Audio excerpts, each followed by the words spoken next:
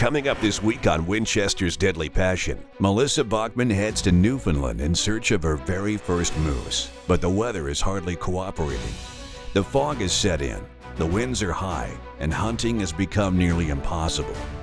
But luckily that weather doesn't last forever. In time, the clouds begin moving out, and the beautiful countryside is revealed, along with a huge Newfoundland moose.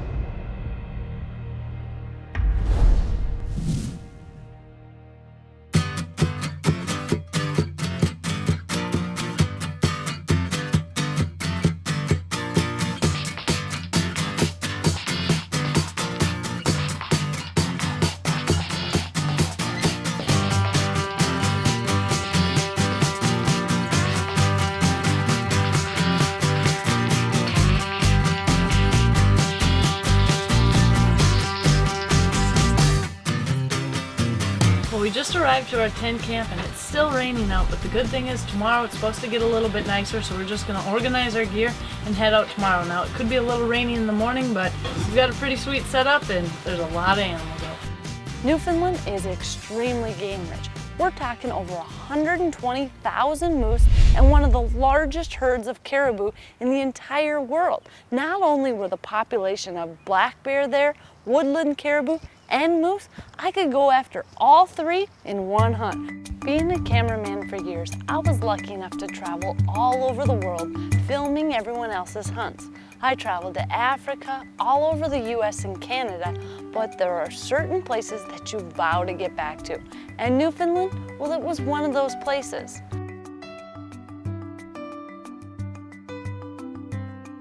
A couple of years ago, I was actually up to Newfoundland filming someone else and we were on a bear hunt. Well, Bob invited me to come back as the hunter anytime I'd like. Well, I decided it was about time to take him up on that offer. In fact, this will be my very first moose hunt ever. Now here we're in a spike camp. Great little wall tent set up, everything's ready to go. So what I'm gonna do this afternoon, we don't really have enough time left to hunt. So I'm gonna go out, shoot my gun, make sure everything's on, because we've got some good hunting in front of us. In fact, here I can take a moose, a bear, and a caribou. So what I've decided to use is a 300 Win Mag. I'm using the Winchester ballistic silver tip bullets in 180 grain, and that should really be the perfect bullet and caliber for all the different animals. So whatever we see first, we should be in good shape. Now I'm gonna just go shoot, and tomorrow morning we'll be ready to hunt. Well, I just got done sighting in my gun and I'm pretty excited because it's not every day that you get to stay in a really cool tent camp like this. Now what we have behind us is actually a wall tent. We've got a little heater inside, a wood floor, so it's not like sleeping on the ground, but it's perfect because you're out here in the middle of nowhere with really nobody else around. Now our plan for tomorrow morning, I guess there's a really high mountain spot that's higher than any other place around here. So we're gonna try to get in the boat, go across and hike up to that mountain. If we can get up there, hopefully we can see all around, and really that's probably gonna be our best luck trying to find a moose or any animals in these conditions because it is really thick.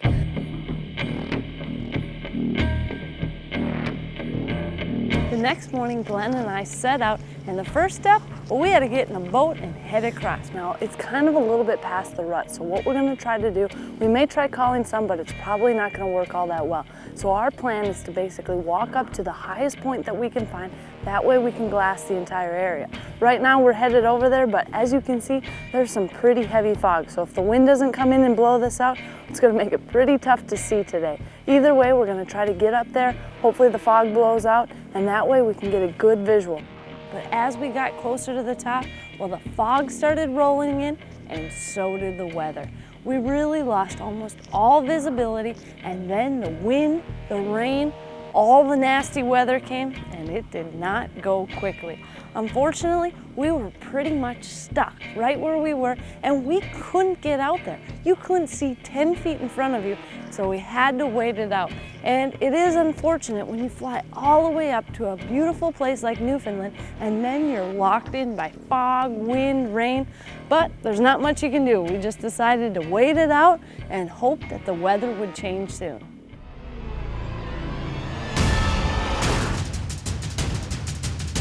Tip of the Week is brought to you by Can-Am. The facts say a lot, but the ride says it all. When you fly all the way to a place like Newfoundland, you want to ensure that your gun is shooting well. Because as you can see, the weather doesn't always cooperate. And when it finally clears, the last thing you need is a miss. So how do you avoid this? Well, obviously good equipment is a must, but practice is critical. We all know that shooting at the range, well, it can get boring. So I decided to spice things up a little bit. What I did, well, I made a trip to the grocery store, and I have a variety of items that I'm gonna shoot with my 300 Win Mag. Now, what I'm gonna be shooting is the ballistic silver tip. It's what I use for hunting, and I wanna see the devastation that it can do to a watermelon, water jug, all sorts of things. Maybe even a light bulb, an egg, crazy items to shoot, but I bet it's gonna look pretty sweet in slow motion. Not to mention, I'm gonna be getting in some good practice at the range, all while having a ton of fun.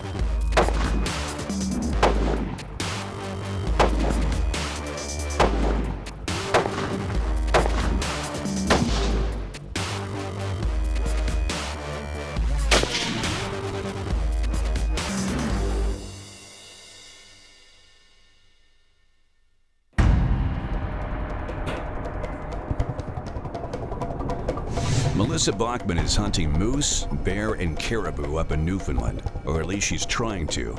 Harsh weather conditions have limited her options. The fog and rain pretty much shut down day one, and the heavy winds are making day two a challenge.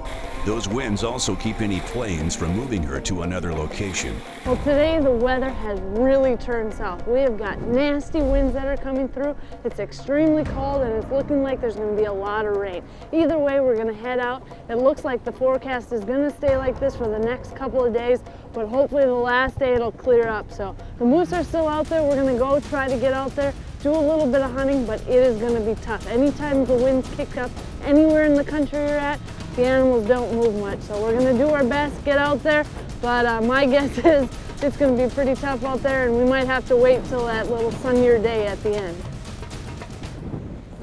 One of the main factors that was causing this terrible, nasty weather was the fact that there was a hurricane hitting down at the East Coast. Well, it was Hurricane Sandy. It was beating the East Coast, and that drift was going all the way up to us in Newfoundland. In fact, we were locked in for days and days, and the weather, it seemed like it would never change. Now granted, this is nothing like the people were going through on the East Coast, but it's incredible to see the power of a storm when it's hitting all the way up in Newfoundland, and we were feeling the effects on our hunt.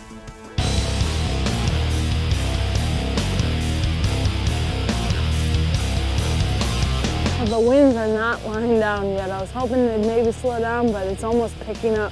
Now it can be really tough to get any of these animals moving, but what I'm hoping is from sitting up high that maybe we can see something bedded. We can use the wind to our advantage. I mean, the wind is probably gusting 40 miles an hour.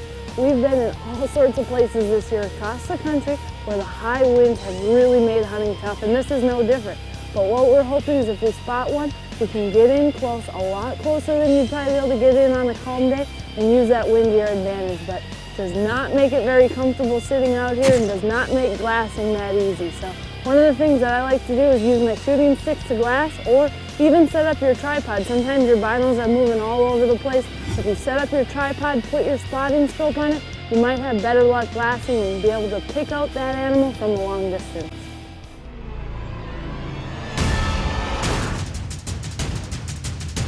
Tip of the Week is brought to you by Can-Am. The facts say a lot, but the ride says it all.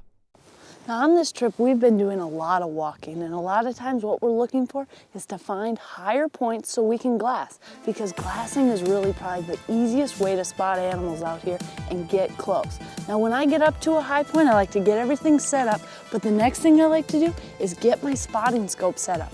Now you won't necessarily need a spotting scope on every single instance, but it's really nice to have. And weight is always an issue in the field. A spotting scope doesn't really weigh much, and if you do it right, you don't have to bring an extra tripod. In this case, I've got my bog pods here, and I can simply pull the top of this out and replace it with this adapter that fits right on my spotting scope. That way I can switch them out, and now I'm ready to check out an animal. I can get a good idea of exactly what this animal is without having to do all that walking all the way out to it. None of us want to make extra stalks or walk extra if we don't need to, so by having a good spotting scope in the field, you can check it out, and if it's an animal you want to go after, you can also use this spotting scope to plan your route. You can look through the terrain, find out where there's some dips, ways to get in close, and if you decide you do get in close, you can simply pop your spotting scope off and replace it back and have your shooting sticks ready to go, and you're ready to make a stalk. Winchester's Deadly Passion is presented by Winchester, the American legend. Matthews, catch us if you can. Cuddy Back Digital. Bog Pod, versatility defined. Easton, expect the best. Winchester Repeating Arms. And Hunter Safety System.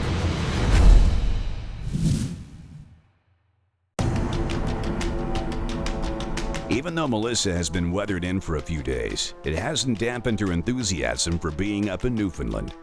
When we arrived at Bob Efford's floatplane dock, well, I knew this was going to be a good hunt. His shed was lined with racks, and by the looks of it, well, they've been doing pretty well this season. The other cool part is, well, it's not just moose hunting here. They also have caribou and black bear. So if we can get lucky on a moose, we might have a couple other hunting options. We offer basic packages at the ground access camp, from a two hunters and one guide ratio to extreme adventurous hunts to remote tent camp hunts for trophy moose. We had lost a couple days due to weather, but as soon as it got nice, well, we planned on making that time up quickly.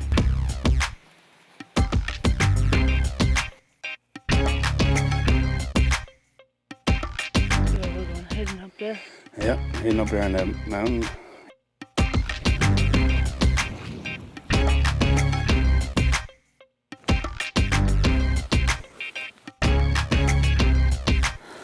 We just got up to the top, so what we're gonna do is do a little glassing over the edge. We can see for a long ways in every direction, and luckily the fog is starting to lift, so we should be in good shape. Just sit tight here and glass and see if we can't spot something.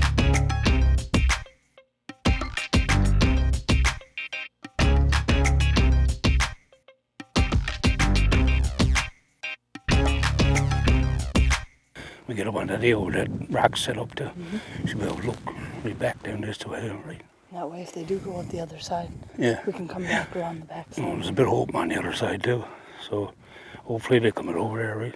A lot of people often ask, well, what is the terrain like in Newfoundland? And everywhere is different. There's some areas that are heavily wooded, but where we were, you're on that soggy, wet terrain that's almost like a big sponge. And when you do find timber, well, that's a good area. I mean, these animals like cover just like anywhere else, but the terrain, it can be pretty tough for walking, and we were putting in the miles.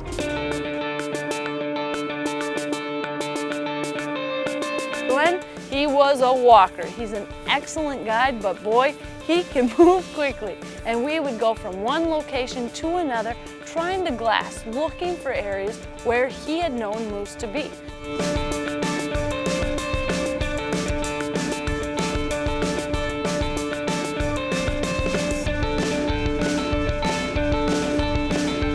Finally, after hours of glassing, Well, we had a moose in the spotting scope. Now this looked to be a really nice bull, and he was with a cow, so we knew he wasn't going to be probably roaming too far. We quickly decided, first we got to get off this high area and rush over there. We shed a few layers, got in close, actually decided to drop our packs. We wanted to go in as light as possible on that last bit of distance. We made a good plan, got the wind in our favor. As we were moving through, well, we were trying to be as quiet as possible, sneaking along, and I don't know if the bull heard something, saw something, but he was locked in, dead on us. We simply froze. That's all you can do in this situation. We were frozen solid, and this bull, he was eyeing us up. But the thing is, he couldn't smell us. We had the wind in our favor, and apparently he must have thought, well, it's just another animal. And finally, after what seemed like hours of standing there, he decided to turn, allowing us to get situated.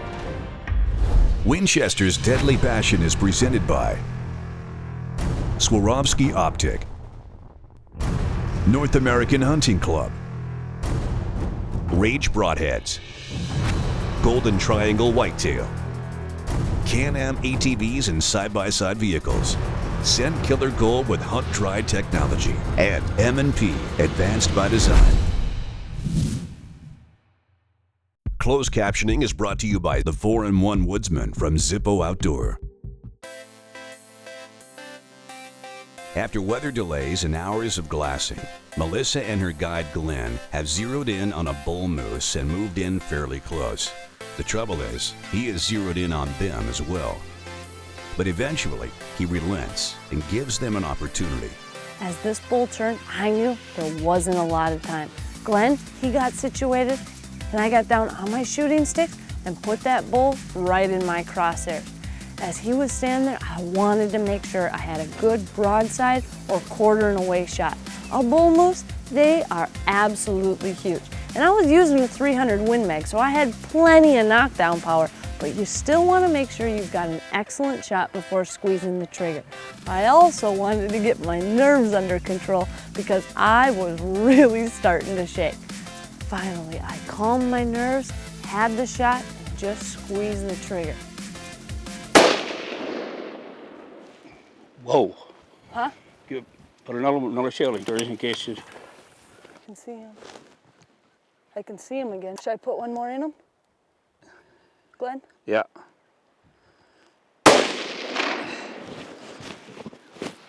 You got him though, he's not going nowhere.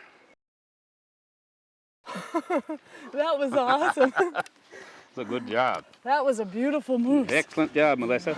I'm shaking pretty bad. Yeah, you are, yeah. You seem to be pretty calm. Oh, That's your first moose, is it? that's my first moose ever. Yeah. We had worked hard, waited it out through the weather, and everything had finally come together.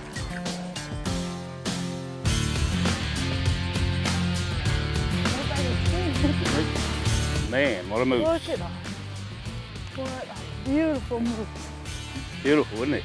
Yes, Nice he rack. is. Not only is he a beautiful one, but he's my first one ever. Wow, look at the size of this thing. Man, Wow. he's wide too. Really nice. What's he got? 18 points? 18-point moose. Wow. Big bull. Boy, this is just an awesome moose. You know, you can see some of these. He's got cut out in here. He had to get into something pretty tough to be able to take notches out of his rack like that. Just a beautiful moose. We're out here hunting with Everett Hunting Adventures, and it has been just an incredible trip. Newfoundland is a beautiful area, tons of game all over, and when you can come out here and get a beautiful moose like this, well, it makes it quite a trip. This is my first moose ever, and I am just having an amazing time. But the cool thing about moose, well, they've got a ton of meat. And the bad thing about moose, you gotta pack all that meat out. So we got right to work before we lost any more light, and one pack after another, we got that entire moose out. Well, this is the last load. We got the rack up here, and cut off a little bit of the back straps just to have for supper tonight. We've put in a lot of miles today. It's been a really long day, but we got everything packed out. It was almost dark. In fact, we started packing a little bit in the dark, but now we get some excellent meat tonight, get some good rest, and see what we get to hunt tomorrow. with all that nasty weather that came through, well, it really shortened up the trip. And luckily I got my moose, but I wasn't lucky enough to fill my caribou and bear tags. But overall, everything was incredible. Bob Efford flew us in, picked us up, was just a great pilot and runs a great operation.